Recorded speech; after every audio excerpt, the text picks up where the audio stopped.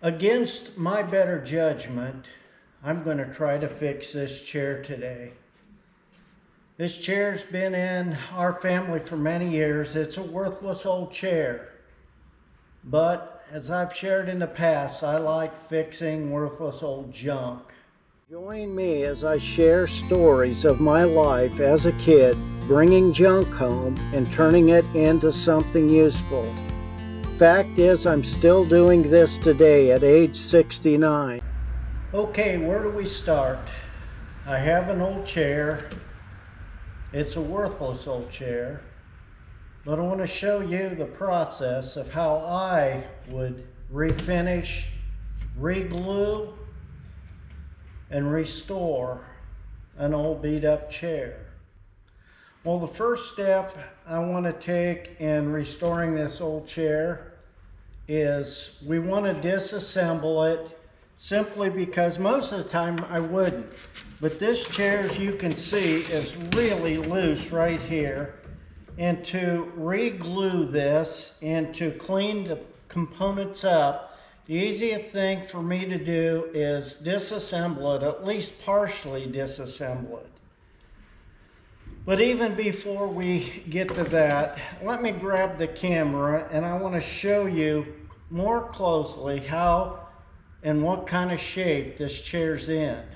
Okay, the first thing I want to draw to your attention is this brace right here. It's completely out of the socket. As you can see right here, that needs to go back in there like that, and it needs to be re-glued. Could I just throw some glue in there and clamp it? Sure. But since it is loose like this, I'm just going to go ahead and disassemble it, because if you look at these components, how dirty they are. And how am I ever going to clean that up? We'll just pretend these cracks aren't here. Yeah, that just keeps people from sitting too long when they get their backside pinched a little bit.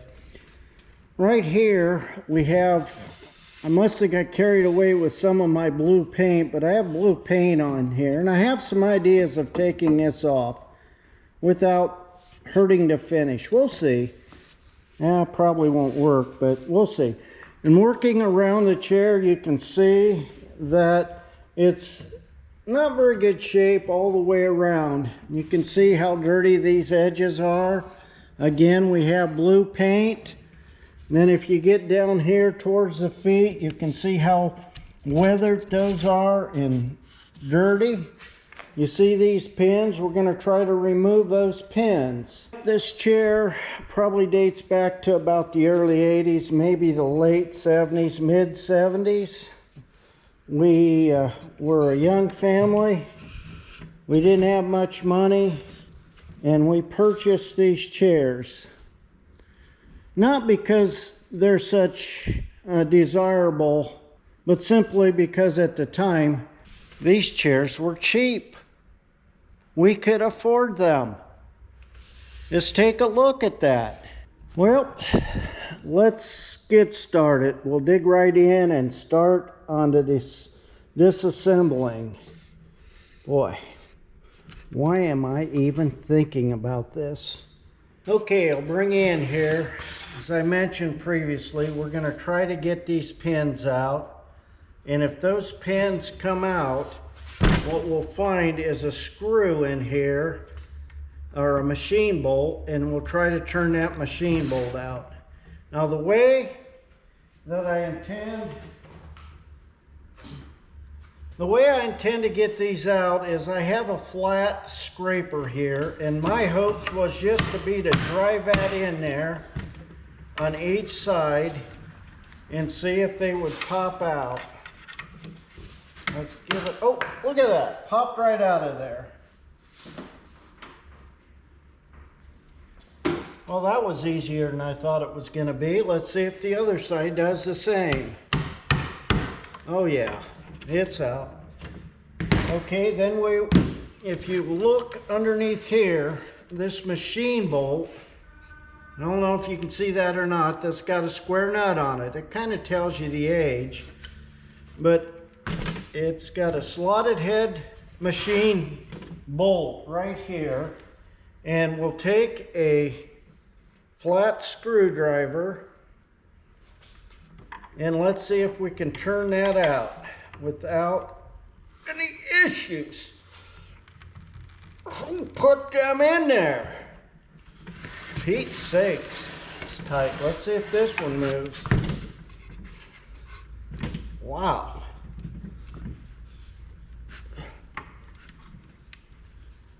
That's gonna be harder than I thought. Picked up a few more tools. First of all, let's put this in here and let's try the old screwdriver trick on the flat part, if I can hold it. That isn't gonna work. I might have to drill the heads off of those. I never thought that would come out that hard. Yeah, I got the nut turning, but the last person who worked on these chairs must have glued these in place, because I can't get that to turn. You know, who would do that? I think I might have.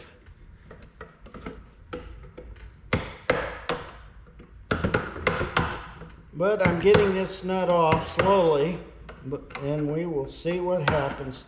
Just having to catch the corner of the nut with the sharp part of this chisel, and she's turning off of there, but boy, it's fighting me. This is just a disassembly. What I usually do is disassemble the best I can. You know, honestly, and I wouldn't be anything other than honest, I never understood why people said, let me tell you the truth, or honestly. What were they going to do? Lie to you before they said that? I never could understand that comment. But honestly, I got that nut off. No, that isn't what I was going to say. Honestly, I'm not even sure why I'm working on this old chair, other than it gives me something to do on Wednesdays when I work on this stuff. And it's therapeutic for me, as I hope it is for you. Let's see if I can bust that bolt loose by hitting on the end of it. Hey, look at that, popping right out. Whoa, it's not popping out. This is coming off though. That's a good sign. We'll get it. Maybe, probably not, but well, I don't know. As my father-in-law and my dad used to say, for crying out loud. I don't know what to do next. Where's that screwdriver? Let me pop this right here.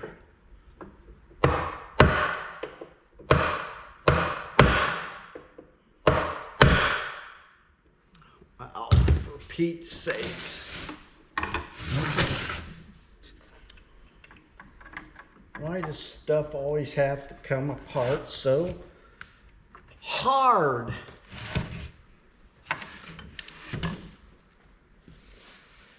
Okay, we have a challenge here, and that challenge requires another chisel. I'll be right back. Okay, I've got one chisel, and I got a punch that's been grounded to a very sharp point. Let's see how that works. We'll try this one first. And what I want to do is catch the corner of the nut and hit it with a hammer. Well, that's not long enough. How am I supposed to get in there to hit it? Let's get it around here where I can see. And well, that isn't gonna work, is it? Maybe if I go like Nope. Maybe. Hey, what was that? Slipped off. Something slipped off. I think it turned. Let's try here.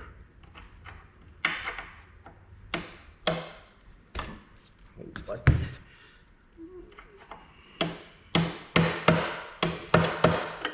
Okay, let's turn it like this and hit it right there.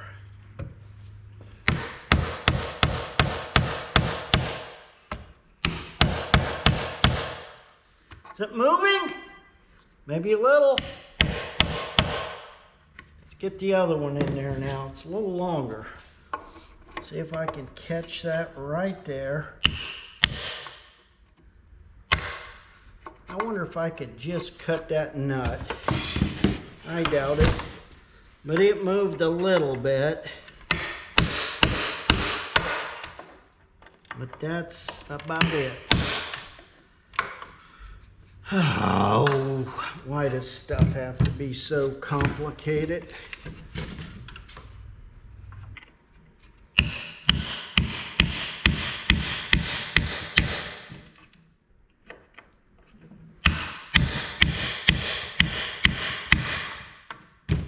Okay, this nut is really fighting me, and I don't think you can see it, but it is slowly coming off of there. It processed a lot longer than I thought it was going to be. That's why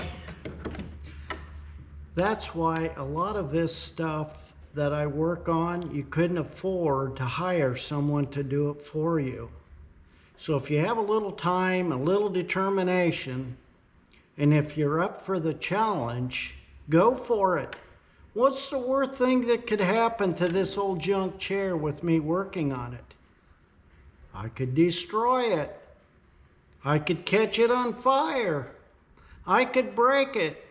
I could get frustrated and throw it against the wall. Reminds me of a story about my sister. I better not share that one. But you can do this. You have it when it comes to fixing stuff. And you fix it, sure you can. Now I've got that out. Now the next step is, there is no next step. I don't have a plan, I guess. But I'm going to see if I can get this. I'll tell you what, let's do it this way. What I want to do is get this out. And there we come, that part of it. Do it here. Wonder if I should mark these. Nah, we'll figure it out. Probably should though. Well, I'm not going to. We'll figure it out. Sometimes it's, oh, don't want to break it.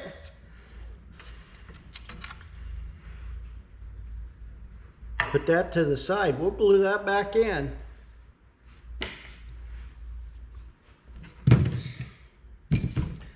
Need another hammer. Another hammer. I did a whole video on what kind of hammers you should use and what kind of hammers, different hammers there are. If I think about it, I'll put a link in the description for that video.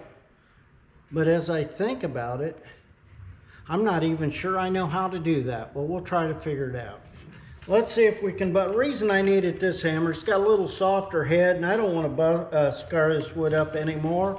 And we need to get these glue joints broken loose so this back will come off. Let's see if it works. Oh, that came out. Hey, it's coming. Look at that.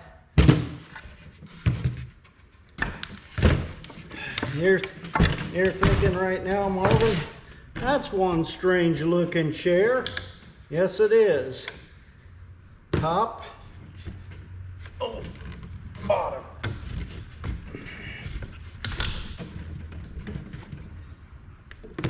Uh-oh.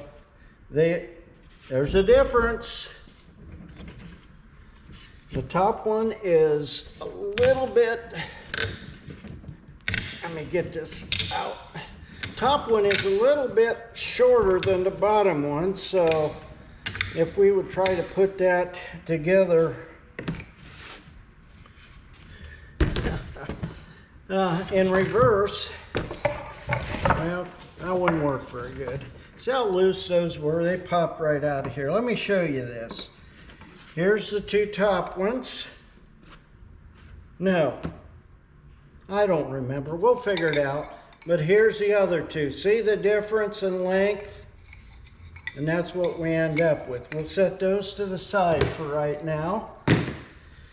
Well, I just had a knock at the door, so I was interrupted for a minute here. Not interrupted, it was welcome interruption actually. But I want to show you something.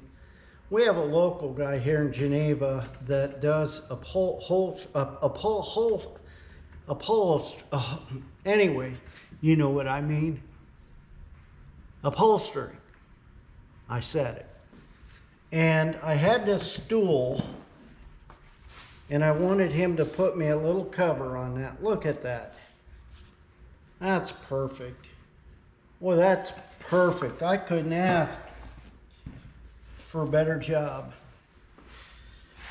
And he never charges me enough, so I try to pay him more than what he asks for, the best I can. But the next step here is we want to get these two screws out here so we can get the rest of this disassembled. And hopefully these will come out a little easier. It looks like it.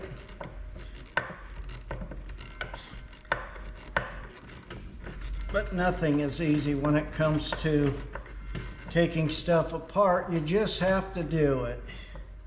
And that's all I do, is I just do it. It looks like these have been replaced at one time. Still slotted head though, so it's been a while.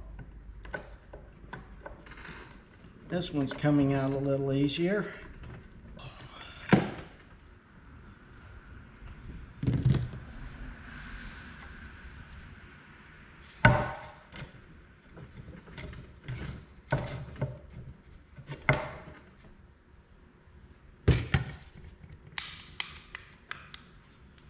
I'm going to leave that intact for now.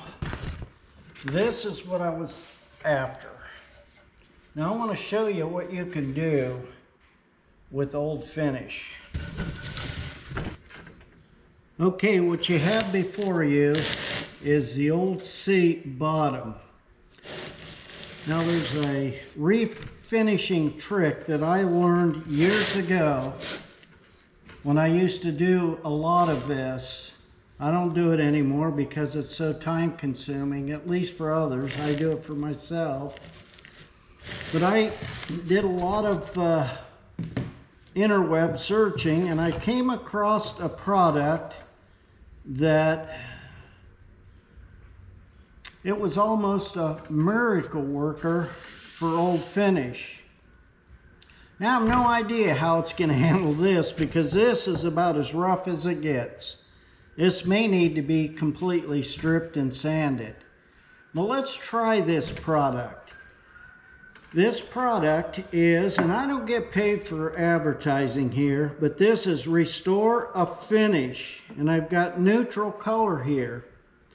And the idea is to take this, the finest steel wool you can find, dab it in here and rub it on. Don't be cheap about it. Put it on there.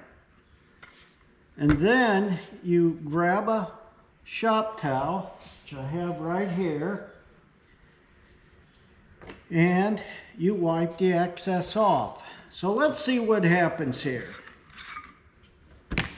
And if this works on this is how we're going to refinish this entire chair. Except I do have to deal with that blue paint I told you about earlier, or showed you. So I've got this, I'm just pouring that. Look at that. I'm not being cheap about it. I'm pouring it on there, very heavy. Let's see what happens. Let that soak in a little.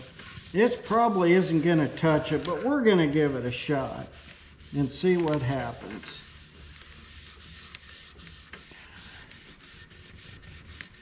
And it just, the idea of it is you're supposed to be able to, if this works, I'm going to be really surprised. This has all kind of overspray on it and everything else. I don't think it's going to cut this. Let's grab another piece though. Let's look at this, there's no overspray. Let's see what it does to that.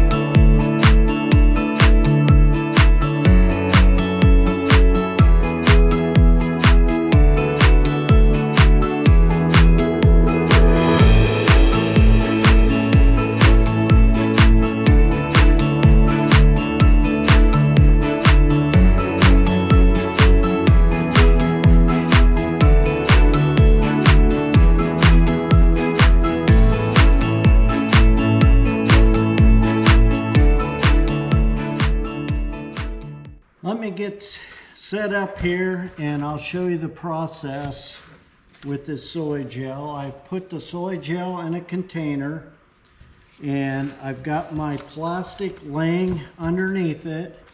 It's just like I said, just an inexpensive painter's plastic. Take your soy gel and put it on very thickly. That now isn't the time to try to spare expenses.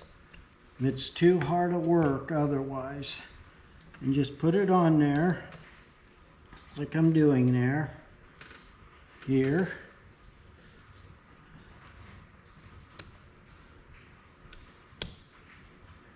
And I will show you the process of how I get this piece prepped for stripping with the soy gel on. A lot of people wouldn't spend the money on a product like this, but my time has always been worth a little bit more. And this product saves you a lot of time. And what I like about it is my heater kicks on over there, open flame. I'm not going to blow myself up. That's not funny, actually. It just happened to a house in the country here, and it was devastating. I'm putting it on very thick on this layer, and now I'm going to pick it up and I'm going to turn it over and I'm going to do the back side. I'm not as particular on the back side because it's, quite frankly, a side that very few people will look at. They don't make wood chairs like they used to. Some of them, I guess, are better though, but this chair's been around so long. And I was just a teenager when these chairs showed up on the radar. My father-in-law's house. I don't know where he got them, probably somewhere in Ohio, probably some Amish Factory in Ohio made them at one time, and he went out there and picked them up. There, you can see what I've done here now. Now all I'm going to do is fold this over and mat it on there. And I'm going to fold this over and do the same. And then let's bring this like that. You can see how that's matted on. And I'm going to cut this, since it's so long. The worst part about this painter's plastic is it's 9 feet wide. So you got to figure out how you're going to utilize the 9 feet. Because even though it is cheap, I don't want to waste it. And use it for the other problem. I don't want that on there, do I? Or that. What am I doing? I'll take the paint right off of that old Bronco tailgate. Okay. This piece just needs to sit here and simmer for a while. Get them air bubbles out of there first. And we'll just let that brew. And we'll set it to the side. I'm going to set it right here. Now let's get some of the little pieces. I'll show you the process there, I guess. There's a couple of the little pieces. And again, we'll lay this out. And thing with little pieces, here I'll show you the thing with it. You go ahead and get this on there very thick because you want it to work. And do that and that, a little bit there, a little bit here. I can't stress enough that you get a heavy enough coat on. It may be a little wasteful and maybe I'm doing it way too much, but like I said, my time means something to me. So now what I do is I just put that in the edge of the Visqueen and I roll it over. Just like that. Get the air bubbles out. And I grab another one. We'll do the same thing. Just get these here. Those of you who refinish furniture for a living, you probably have a dip tank, don't you? But you know, sometimes you can't take pieces of wood off of an old historic building and put it in a dip tank. So like we did in the day, we made do with what we had. And not saying it was the right way, but I'm sure not saying it was the wrong way. It was the way we got the job done. Personally, I've worked on a lot of historic buildings. Although my dad was mostly known for it, it did rub off on some of his kids. And we've done grist mills. It's had the old flat runner stones. Did one in southern Ohio for a man by the name of Bob Evans. Yep. Bob, Jewel, Stan, Fred was his hired hand. Went down there and he cut all this poplar and oak, mostly oak I guess, off of his land, cut it into the timbers we needed, and we built a 3-story with a full basement, timber framed grist mill. As far as I know, that building is still there. It's quite an ordeal. I hated driving that far to go to work. It cost me dearly. Family and my wife Linda, she's put up a lot with me. And here we are 50 years later, still barking at each other, but The rubber meets the road. Couldn't have asked for a better support person, someone to actually take me under her wing and love me than I can with my wife Linda. There we go. Those are all wrapped up, ready to go. I'm just going to use the rest of this plastic, not quite big enough, and we'll let that set, and then we'll grab another one. Let's look at this. I debated if I wanted to bump these apart, but I'm not going to, and I'm going to tell you why.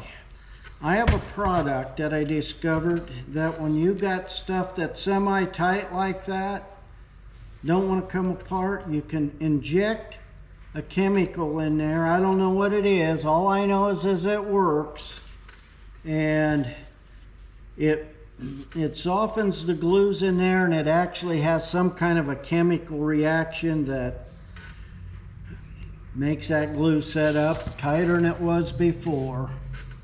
Let me get another piece of plastic out here. Get started. We'll go like that. Yeah, we'll cut it right there. And it says tape here. I guess that's for someone that's painting.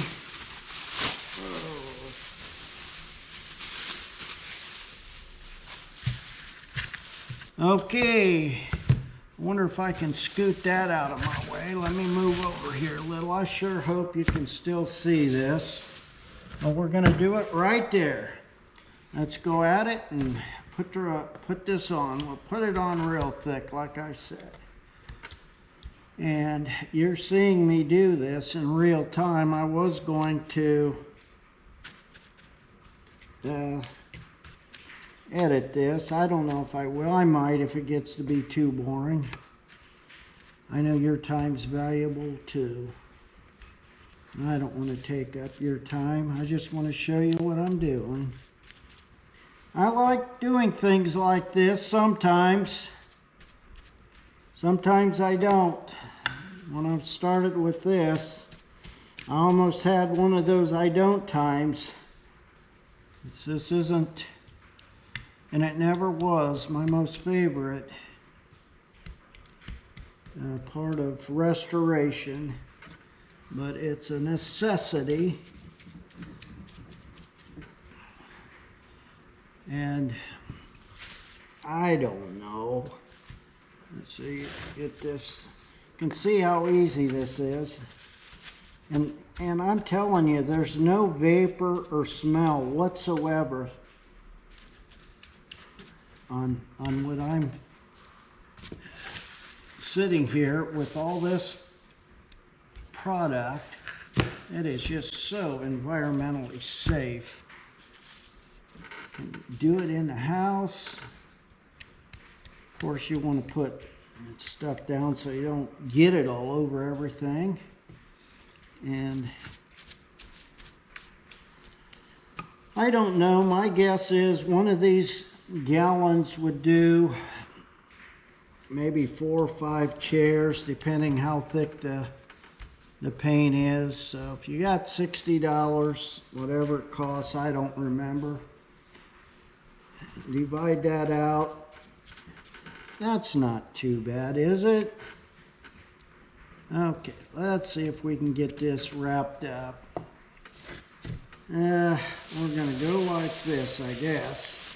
Let's go like this. Let's pull that out. Let's pull this out. And like that. Get that like that, get some of that air out. And flip that over. Yeah, I don't know if that'll work or not. Oops. What do you mean, oops? That was a great movie, Independence Day. The guy sitting in that alien spaceship, he He says, whoops. The other guy says, what do you mean, oops? Oh, I thought that was funny. What do you mean, oops? I hate oops. Oops are never a good thing in restoration. An oops is always an indicator of, hey, what went wrong? Okay, now we have this. How am I going to do it to make it worthwhile? I don't want to tear it apart. There again, we're a little bit loose there. We're not loose at all on top. So I guess what we'll do is get some plastic down there. By the way, this plastic comes in a 400-foot length roll, so it goes a long way. I'm not sure how I'm gonna do this.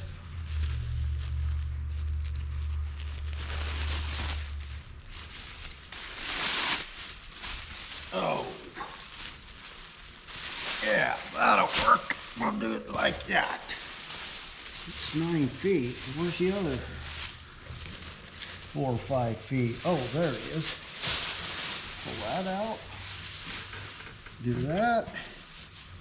Set that there. And do that. It says tape here. Not sure why they want me to tape it. I don't want to tape it. Okay, let's get some product on here. Let's see what we can do. Let's reach down. I know you can't see all of this, but well, maybe you can. Come on, Marv, don't be so cheap. Get some product on there. You don't want to have to go through this whole process again, do you? Not really. I'm still really surprised how that lifted that first coat off. I don't know why I'm surprised. I restored an old safe. Did I ever tell you that? That old safe belonged to a gentleman by the name of Charles Porter, who was the husband of author Gene Stratton Porter, and they both resided here in Geneva, Indiana in the early 1900s. He started a bank, and that safe was located and donated to the Indiana Historic People down by the Gene Stratton Porter Monument. And a friend came to me one day and he said, Marv, you think you could restore this old safe for me? I want to give it to the memorial. And I said, well, I've never really restored an old safe. And what he meant by restoring it was paint it beige. So how do I get that beige off, and what did it look like underneath? And like I've shared in the past, I'm not afraid to push buttons. I pushed so many buttons in my day because people were afraid to. So the button for this safe was to throw some stripper on and see what happens. That's exactly what I did. And I'll tell you what. Oops. Tell you what happened, guys. Top layer paint came off of there in such a way that I was able to document what was underneath well enough. And I've got the papers and the photos and the pictures and all that to prove it, to recreate it. I couldn't save it. Wish I could have, but I couldn't. So I ended up documenting all that, all those photos, or all the imprints. This had a really intricate design on the back side of it, underneath that beige paint, and it was either ruin the safe or get it stripped. I'd have been afraid to try it. That safe would still be sitting there. And for sure, if they would have gotten someone else to do it, they probably wouldn't have spent the money because it would cost too much. Cheap me. And wanting to preserve history, is able to strip that right off of there in such a way that I was able to strip the whole thing down to the bare metal, repair anything I needed to on it, and oh, come on,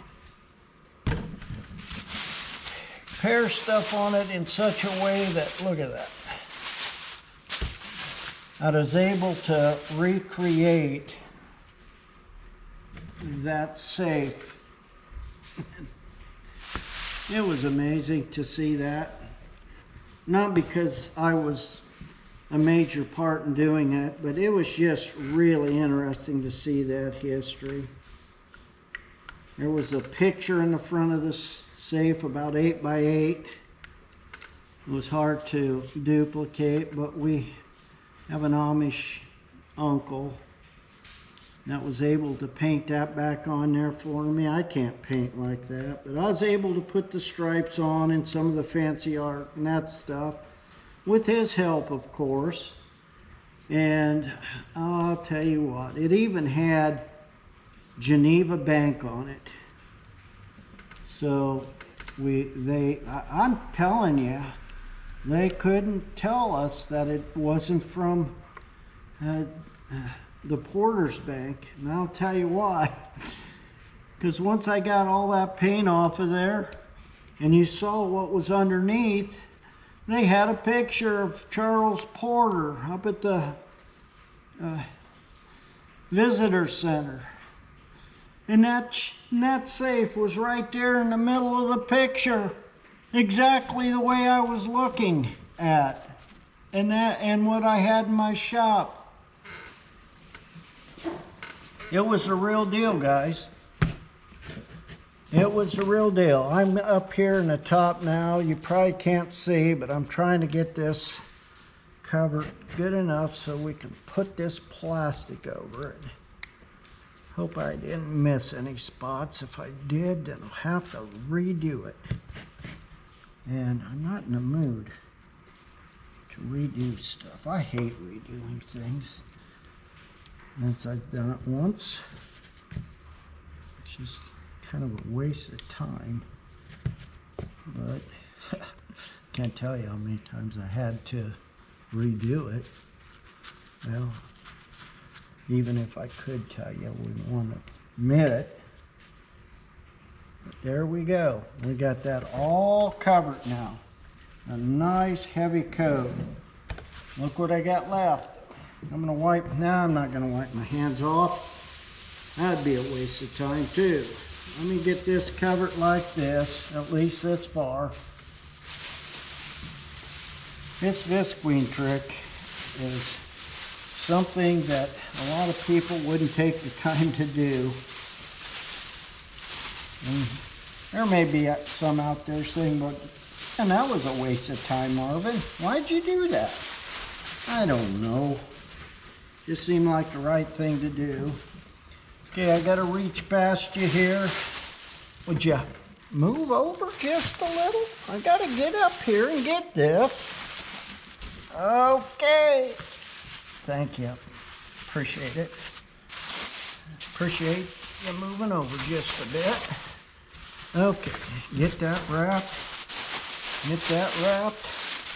This isn't quite exactly how I like doing it, but I think it'll work. Let's get that. Wrap that all up there with a package. Okay.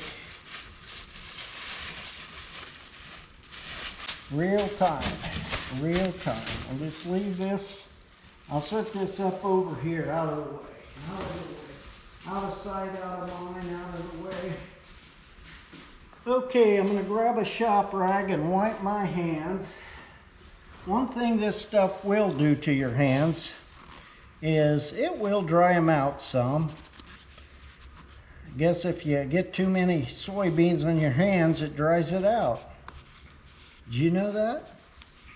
Well, okay, maybe soybeans mixed with a few other things. Okay, let me get situated here and I'll get this camera set up and I'll be right back. Okay, what I have before me is the parts laid out. The back is setting off to the side over there. And this has a nice layer of soy gel, paint and varnish remover over it. I can tell that I got plenty on there. Probably wouldn't have had to put that much on, but as you can see through this plastic, these dark spots will not come out of there. Now if you want to remove those, you're going to have to sand it. I don't know if I want to sand this or not. I may just leave it alone. That's part of the history of this chair. So what do? Am I ready to take this off? It's only been about, well, it hasn't been very long. I don't know how long it's been actually, but it probably should set a little bit longer. So for this video, this is where we're going to end. I will continue the progress on this chair in future videos. But for now, that's all we have. I thank you for watching. I hope you enjoyed. I hope you were encouraged. Until the next one.